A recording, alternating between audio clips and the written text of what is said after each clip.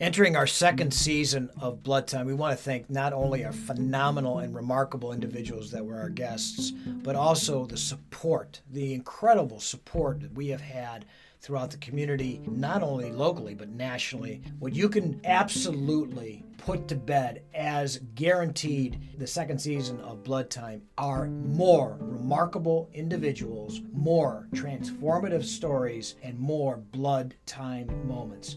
Please give a listen to the second season, for we are all blood. Coach Cimarroni here. Love to all. I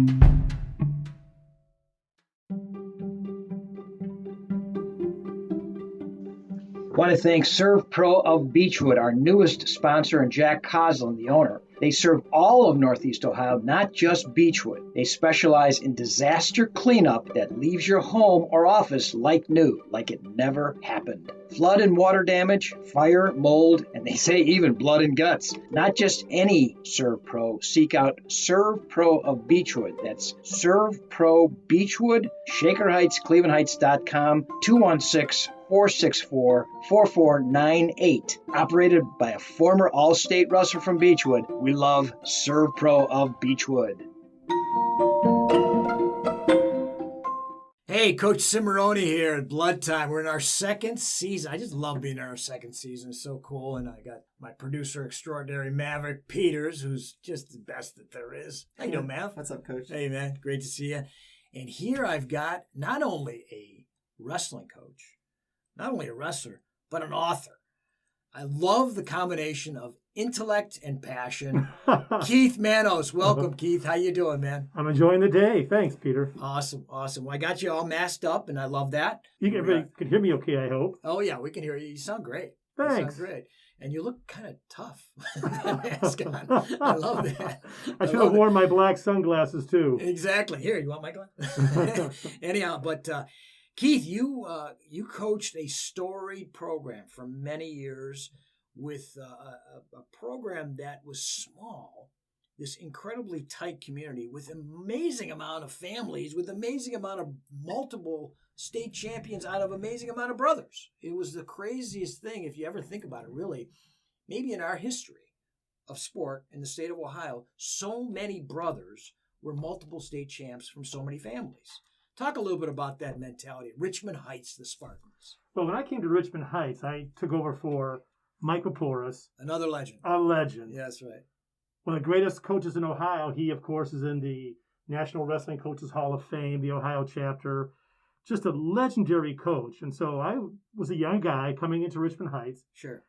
A little bit, nervous about that, taking over for a legend. Sure. And wondering, would I be accepted or not? Now, Mike was still in the school. He was still a guidance counselor and athletic director. Sure. And we would talk every day. He'd wander down the hallway to my classroom. Love it. He would knock on the door, and he waved to me, and I would walk out, and he's always something he wanted to talk about. Not always wrestling, but frequently it was wrestling. Sure.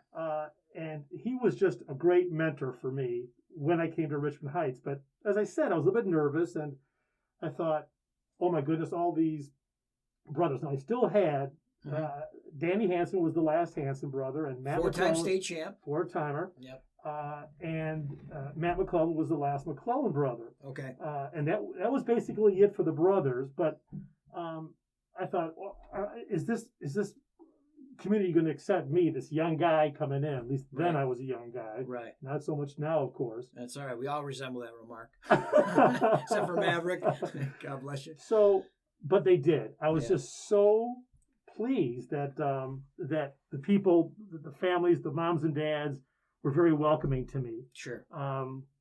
In fact, one of the first moms I met was Judy McClellan. Okay. Who you might remember. Sure. And she was just really excited that I was going to be coaching her son, Matt. Okay. And I'll never forget, speaking of family, and Richmond Heights really was a family type affair. Yeah. Where everybody knew everybody else, and like after a competition, one family would have all the other families over, and the kids, etc. They would invite the coaches, and it was just very heartwarming. Sure. So I'll never forget talking to Mr. and Mrs. Podekar. Okay. Now, I think in that family, there's 8 state champions. No question about it. You had Eddie with 3. Yeah. Should have been 4, but what do you Well, do, right? I think that's the good segue because so it's after they had come to a competition just to see the new coach and the team, et cetera, because their kids had all graduated. Bobby had graduated in 84, no, 85. Okay. And a 3-timer. Yep. And so we're talking in the lobby, and I said, "Hey, I just have to say, golly, what a great family you have. All the state champions, your sons. That is really, you must really, really be proud." Yes. And Mrs. Podekar turns to me and she says, "We didn't like Eddie losing all that weight." Oh my God, that's so funny. I'm thinking, wait a minute, you have the most outstanding family. Yes. But what they really remembered was him losing Eddie having to lose weight. And, that growth spurt, that was insane. Yeah, absolutely. He went from 119 to 167. Yes. And won the state title at 167 his senior year. Yep. Then was an All-American for Ohio State. At 190. Took third. Mm-hmm. Lost to Bannock. Yes. But that was really, really interesting to me when I arrived. But well, you had the Hansons, you had the Richards, you had the Podekars, you had the Atkins, you had the Susicks, you had the Laushans, you had the McClellans. I mean, and I had Herbie Atkins, the last Atkins member. Holy cow! Yeah. I mean, what amazing riches that you had, and you were our biggest rival at Beechwood. We never beat you. Finally, I beat you guys. Yeah, you did. But we had no brothers.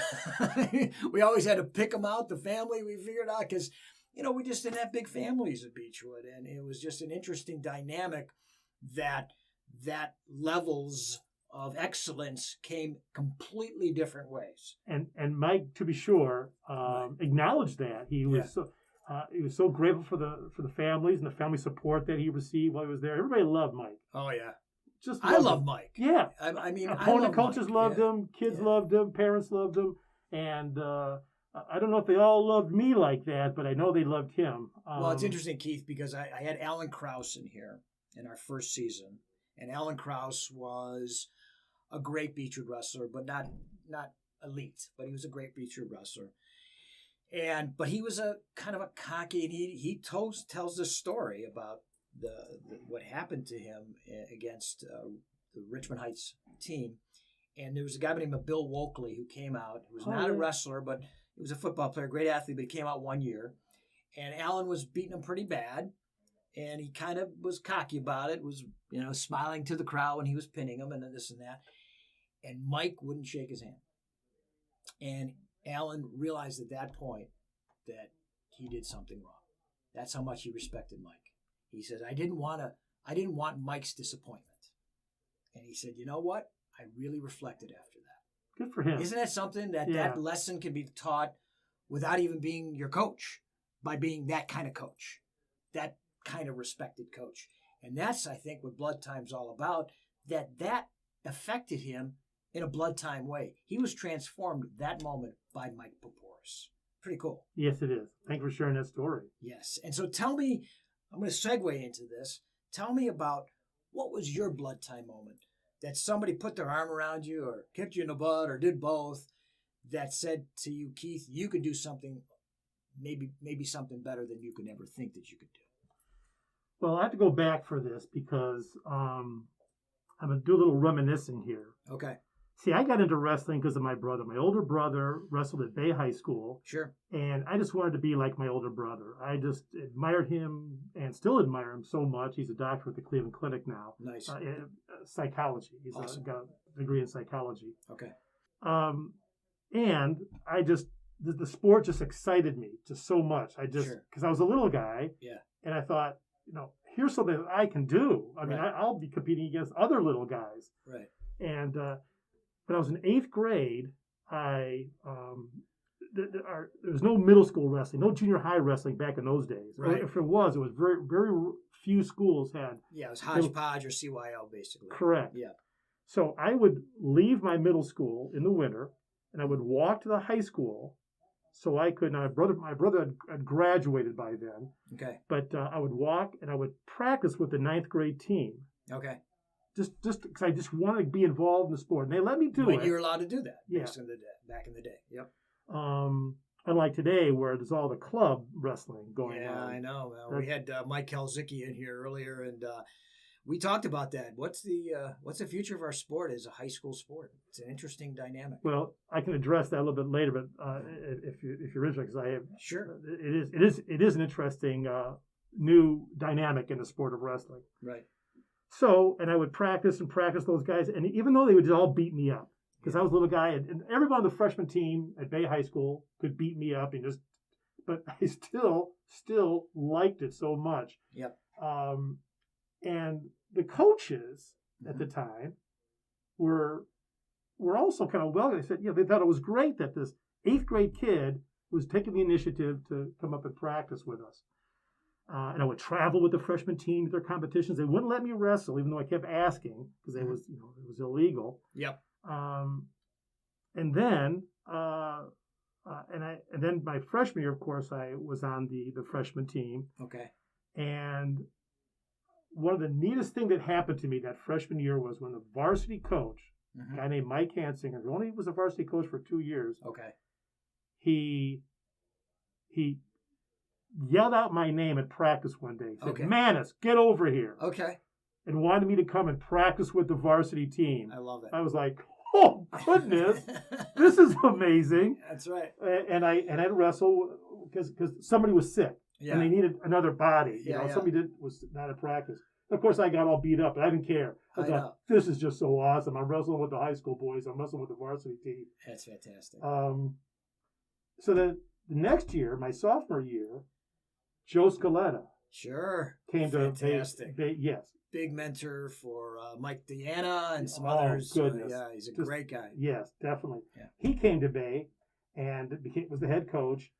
And it was just, and he was like first class all the way. Yes. And our team did a good job. We won the state title in '72. Yes, we did. Of course, Mark Totten was there, wasn't he? 2 guys, Jeff Shinneman and Mark Totten, both won titles. Mark Totten was a stud heavyweight. Oh yeah, he was. Absolutely. So and it wasn't like Joe put his arm around me and said, you can do this, you can do this. It just was.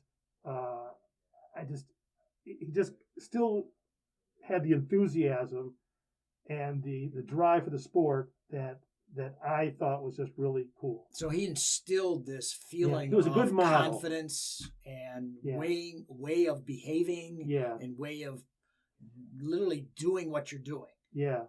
And so that's beautiful. Yeah. I mean, when you have a leader that just has that platform. And Joe and I are still in contact today. He also had a bout with cancer. I know. I heard. But he's doing okay. Yeah, he's a strong survivor, and we'll give him my best when you talk to him. And Joe, if you're listening to this, we wish you the well. But he was just a great model of a that I had not ever seen before of a coach. Sure. I thought, and even then I thought to myself, one day I'm going to be a coach. I love that. Back when I knew as a junior, I was going to be an English teacher and a wrestling coach sometime in the future. That is fantastic. I just knew that. And of course, with the writing, that came as an offshoot of my being an English teacher because I'm really into reading and writing. Sure.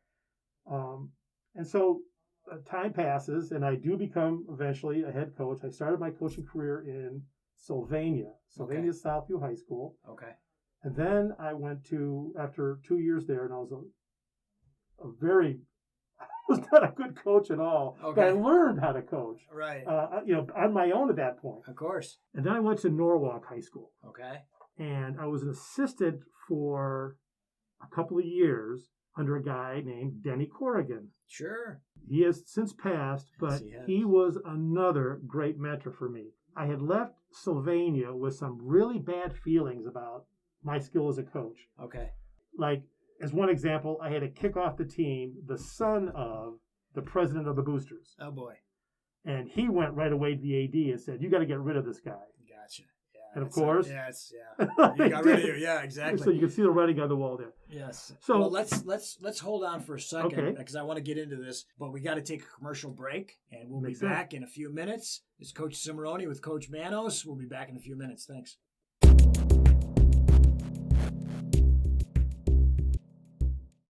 Defense Soap at defensesoap.com. In the midst of our current health crisis, we at Blood Time want to thank Guy and Gus Sacco and the team at Defense Soap as a beacon of our protection. Body wipes, skin cleansers, bars of soap, shower gels, and disinfectant tablets. All this and more as Defense Soap is on the front line of our protection. Thanks to the Sacco family and their team at Defense Soap. Check them out for all your protection needs during these precarious times. Defense Soap at defensesoap.com.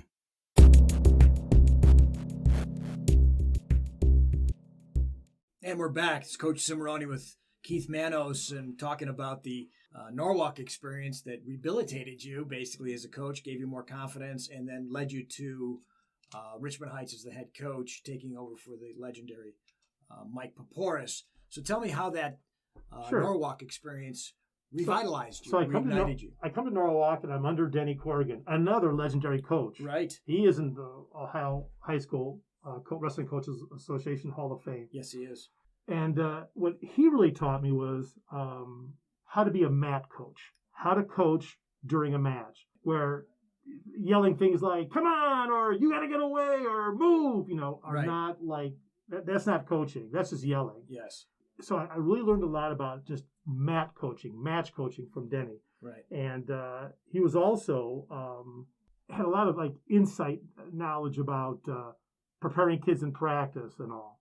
Now, this comes at a time, and then eventually I took over for him. He retired altogether, and I took over the program, and I was there for 5 years. Then I came to Richmond Heights. Sure. Now, I'm Greek. Yes. Mike is Greek. No We met question at a about Greek. it. We met at a Greek restaurant. I think in Lakewood or in Cleveland somewhere. Sure. I drove in, and he said, "Hey, I'm thinking about retiring from wrestling. Okay. Would you like to come over? Would you like to come and take over the program? Yes. We have an English teacher who is leaving. You're an English teacher. You could come in as the English teacher and head coach." I was like, "Well, I was doing well at Norwalk. Sure. I was comfortable." Yeah. I said, "Indaxi Bihari." I said, "Okay, Mike, I'll come in." That's right. And I did. And what sold for me was I'm at the interview, and the interview ends. I think it went very, very well. Yeah. And the principal says, "Keith, would you like to see our salary schedule?" I went, "Well, okay." Sure. She shows it to me, and I was like, "Oh my goodness, I'll make $6,000 more a year than I did at Norwalk." I You said, love "Oh, I really want this job now. I really want this job." I love that. So, That's fantastic. and they offered me the job, That's and I fantastic. found out that I was one of like 23 candidates who had applied for that. And I'm sure it was a very golly. very coveted role. No question about I just it. was like honored, and then of course the rest. As I said at the Sure. very beginning, I came there, and it was just a great experience for me. I call it back in the day because we both know Richmond Heights doesn't even have wrestling anymore. No, very sad. They dropped it Very in sad. 2007, but how It's things go. but you can't take away the legacy, the history. It's fantastic, and I have two dual meets that stick in my mind. One is the assistant coach, and one is the head coach. And the assistant coach was in 1979 when you both Richmond Heights and Beechwood had a phenomenal team, and literally you could not have a seat. People were standing in the doorways to watch this dual meet. Oh, love to hear those kind of stories. Oh man, and we ended up losing by like maybe a point or two, and it was always tight. I mean, the '79 team at Beechwood, I took fourth in the state. You guys were state champs. Mike told me that team, and that was now St. Edward. Yes. Heyday. Was that yes, Howard? 79, sure. Yeah. And Mike said that team probably could have beaten St. Edward. There's no question because we were in St. Ed's room drilling with them and scrimmaging with them that year and in '80 because we had another team that took fourth in the I think we did fifth in the state that year in Double A. At the time, and so we were that good too. But you guys had it all up the whole lineup. Yeah, you had the heavyweights. We never had really good heavyweights at the time. Our best heavyweight was Butch Lapsley at 55. And then the second one was when we had never beat you guys. We were 0-25-1, I think, or 0-26 or something like it. And we beat you on a McDonald's arch. My kid, who was terrible, I taught him how to defensive pin somebody, and he McDonald's arch one of your guys, and we won the match. And we had all the alumni there. It was insane. it was one of the greatest moments of Beechwood's history, in wrestling. Even though we both weren't very good as a team, we were good, but we weren't great, like it was back in the day. And so I am so happy that Richmond Heights is in my history. So thank you, Keith. You're welcome for doing that and keeping the legacy alive. It was tough because it was transition socioeconomically, demographically at Richmond Heights, and now Richmond Heights. I don't even know how much longer they could be a high school. Well, they built a new high school. Oh, they did? They built a new high school. It's going to be finished, I think, in 2021. Okay. And the classes are still a lot smaller. Like 40 to 50 kids in a class. Gee whiz. 50, about that. Yeah. And but they did build a brand new high school. It is unbelievable. And they're tearing down the old one, which is kind of like an interesting story because all the trophies, they were going to throw them away. What? So we stepped forward. Once we learned about it, a group of us stepped forward and said, "No, you can't throw those away. We'll don't do that."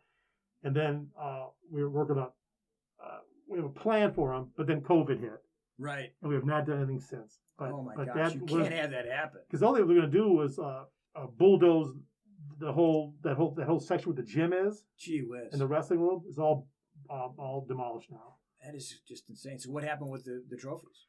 Well, my understanding is they're in storage somewhere in boxes, but who knows? Yes, who knows for sure. Wow, that is just insane. I've never heard of anything like that. That's horrible. Well, it is what it is. Yeah, I know, but it's not. That's a terrible thing. That's a terrible thing. So Blood Time doesn't like that. I don't like that. And anybody out there that is in charge of the Richmond Heights school system, don't ever do this, or you're going to have a problem with Blood Time Coach Cimarroni. Okay? He's a tough guy. I'm not liking that, and I'm going to no. You can't do that for all my former nemesis at Richmond Heights. But having said all that, it's a sad state of affairs when you have that type of situation. But our sport rises above that because it's not about trophies. It's about the experience. It's about what you learn. Relationships. And you wrote about that in this wonderful book, The Elite Wrestler.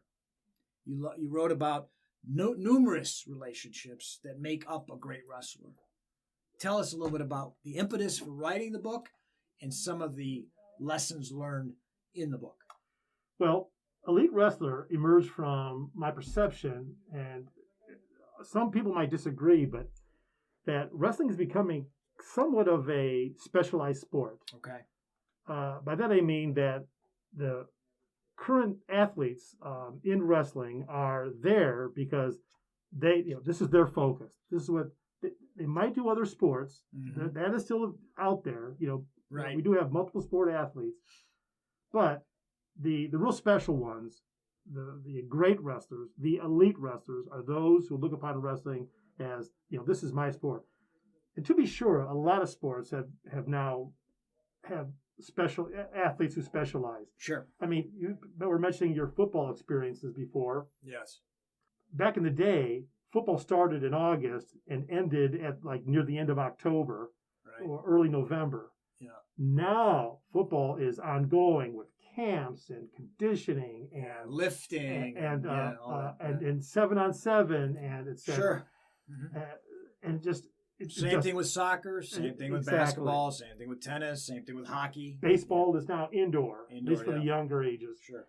So I thought about that and I go, okay, now what would make up a top competitor in our sport? I identified 14 traits of what a wrestler needs to have if he really, or she, wants to be dominant at his or her weight class.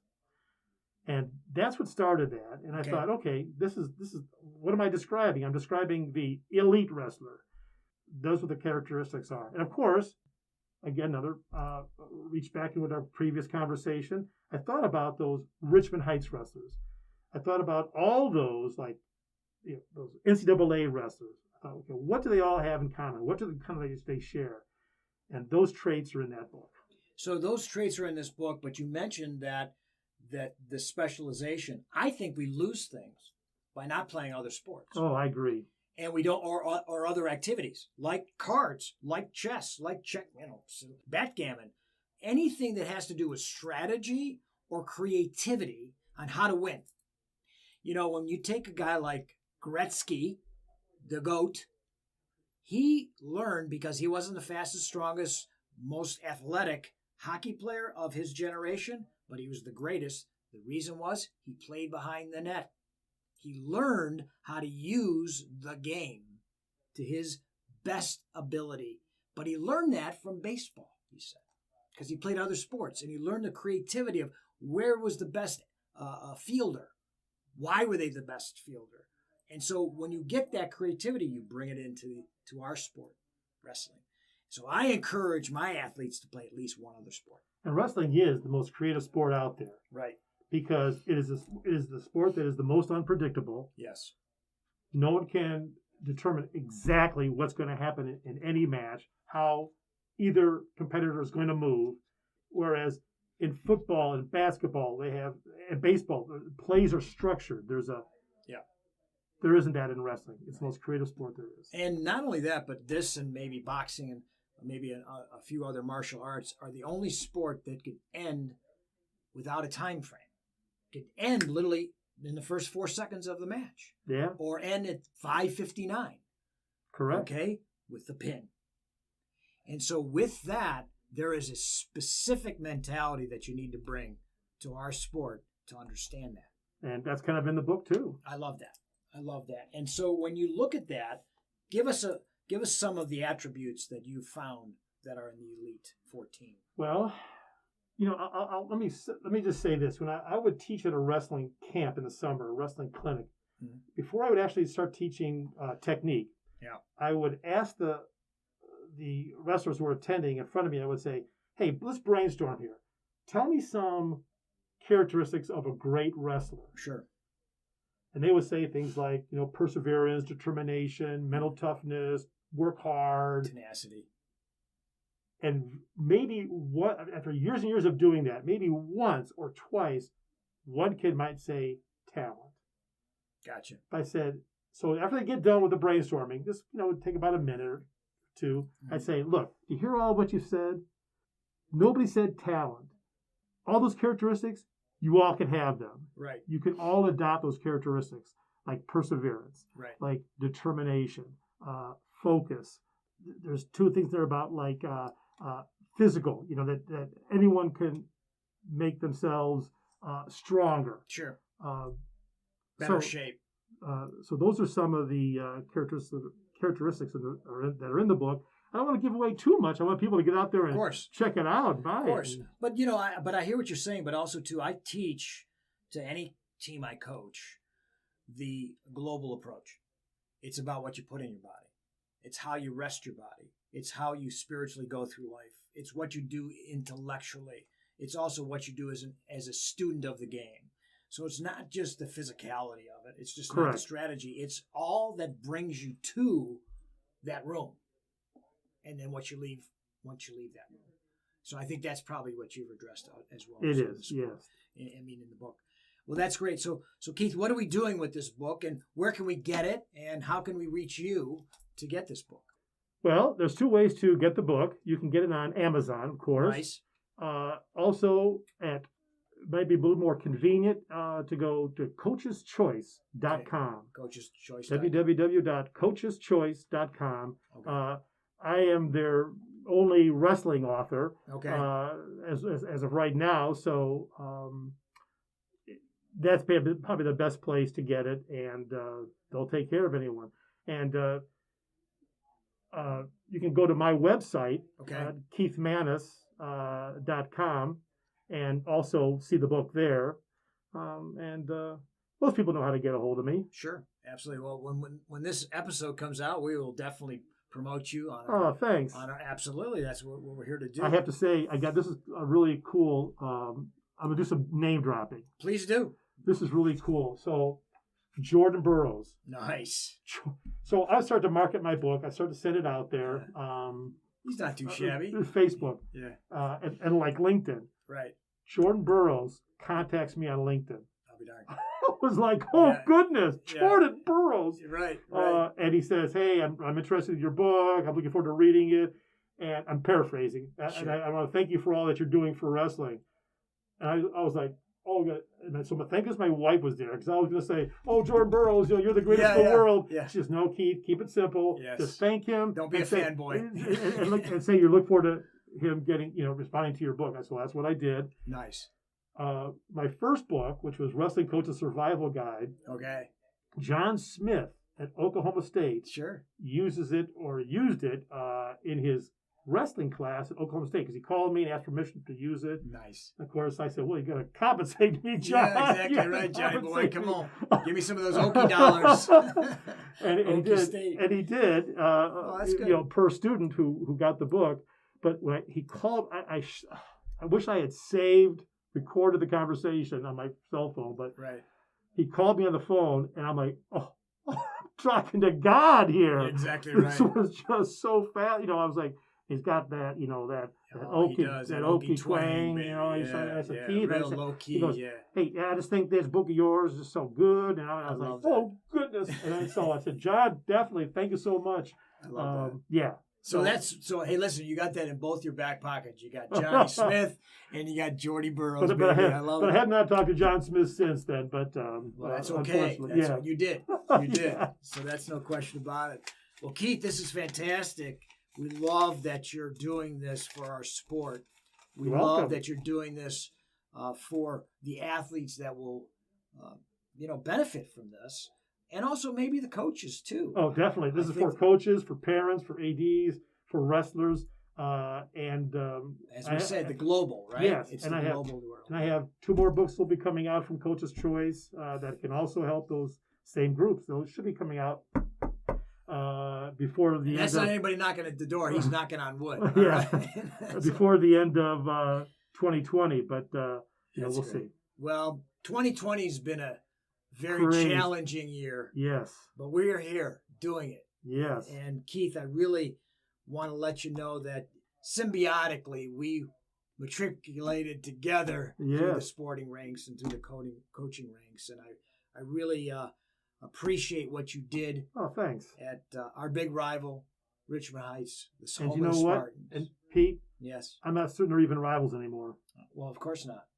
What's the rivalry? There's nothing to be rivals about. It's sad. It is. It's sad. Yeah, it is. It's kind of like there's no rivalry now for the Browns in Pittsburgh because the Browns suck. So, you know what I mean? So you have to have a rivalry if you got some good stuff going on. Well, sides, but even so,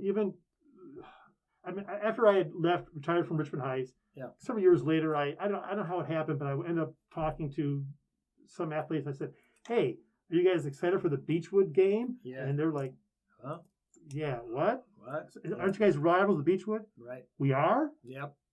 No, it was very disappointing to me. Well, Richmond Heights holds a special place in my heart because we beat Richmond Heights for the first ESC win in the history of Beechwood football, and I was on that team.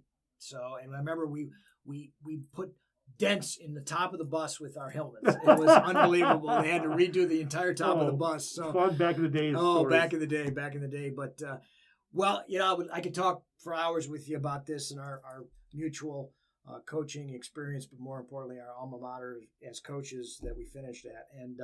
And I want you to leave us with maybe a thought or a gem or a nugget that you'd like to leave the audience with.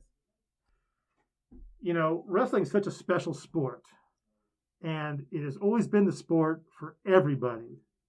And I encourage that's got to be our selling point, that this sport is for all genders, all sizes, all ages, and I just hope that a lot more people take that to heart.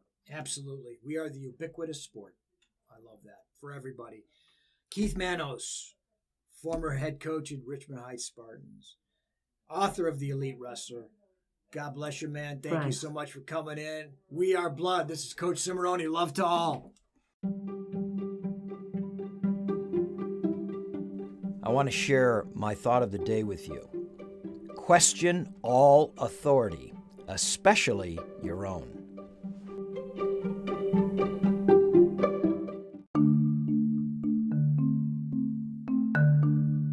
Men, Are you looking for that great suit or sports outfit made out of the finest fabrics and made to measure tailoring? J&A Custom Clothing, Tailoring, and Alteration will come to your home or office and give you that fashion statement that you will be known for. Call J&A Custom Clothing and the owner, Joseph Alberstadt, at 216-513-6165. That's J&A Custom Clothing, 216-513-6165.